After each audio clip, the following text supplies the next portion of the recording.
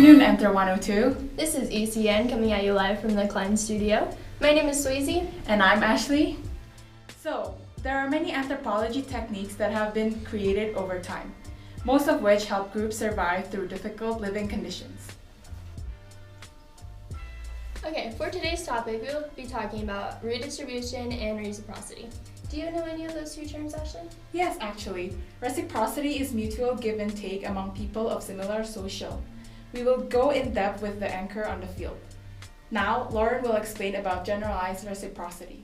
Okay. Thanks, Swayze and Ashley. I'm Lauren, and I'm here to tell you guys about generalized reciprocity. Generalized reciprocity is the exchange of goods with no specific return expected. Jimmy and Tim are here to give you guys an example.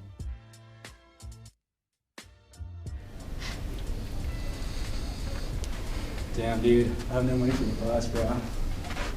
Oh, you need some money? I got some. I got you, bro. Are you sure, bro? Yeah, Cool. take it. Thanks, man. Yeah. What a great example of generalized reciprocity. Next, we have Sam. Thank you, Lauren.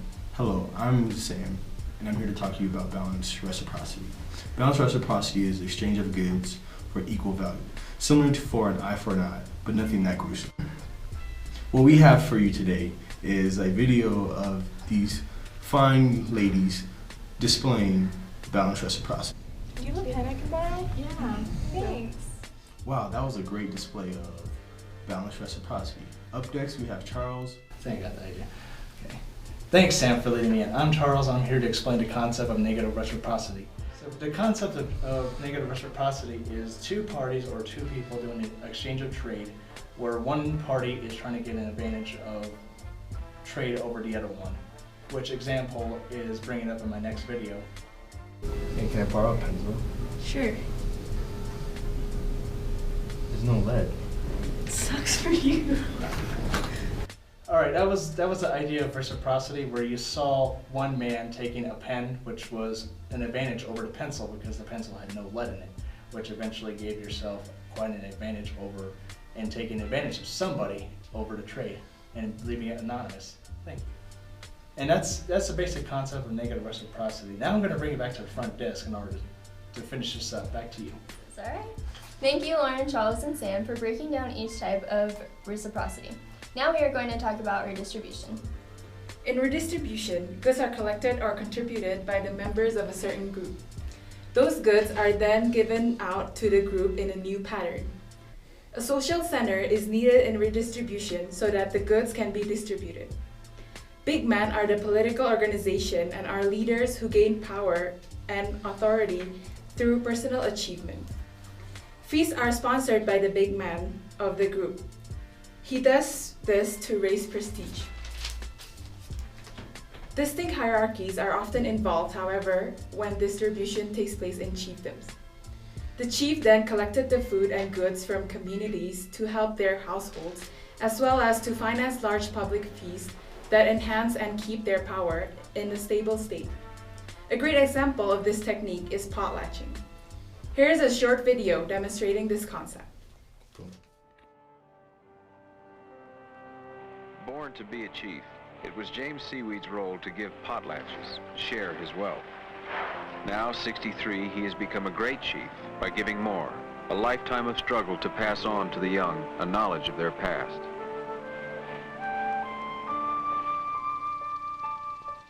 Long before the coming of the white man, the Kwakiutl people lived along the coastal waters of Western Canada and Vancouver Island. Here they built a rich and virile culture, told in spectacular art and centered on the potlatch giveaway, for generosity brought honor to the giver.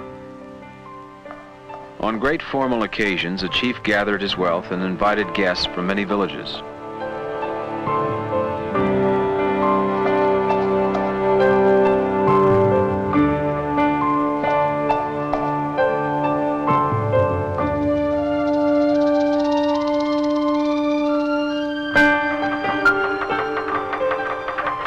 Through days of singing, dancing, and feasting, he lavished canoes, blankets, and other gifts on his guests according to rank. The more he gave, the greater his prestige. Prodded by missionaries, the Canadian government banned the potlatch in 1876. Illegal until 1951, the potlatch was held only secretly and at great risk. Potlatch is a form of redistribution involving competitive feasting practiced among Northwest Coast Native Americans. Potlatches are held to honor and to validate the rank of chiefs and other notables, usually in connection with births, deaths, and marriages. Wait, what? Okay. To wrap up, we will now go back to Charles and Sam. Lastly, to sum it all up, the three forms of reciprocity and redistribution we explained before. You see in some ways they're similar, but ultimately redistribution is a massive trade among one party, and reciprocity is two or more parties in trade or in exchange. And that concludes the redistribution systems of exchange and consumption. And we want to thank you for watching our program.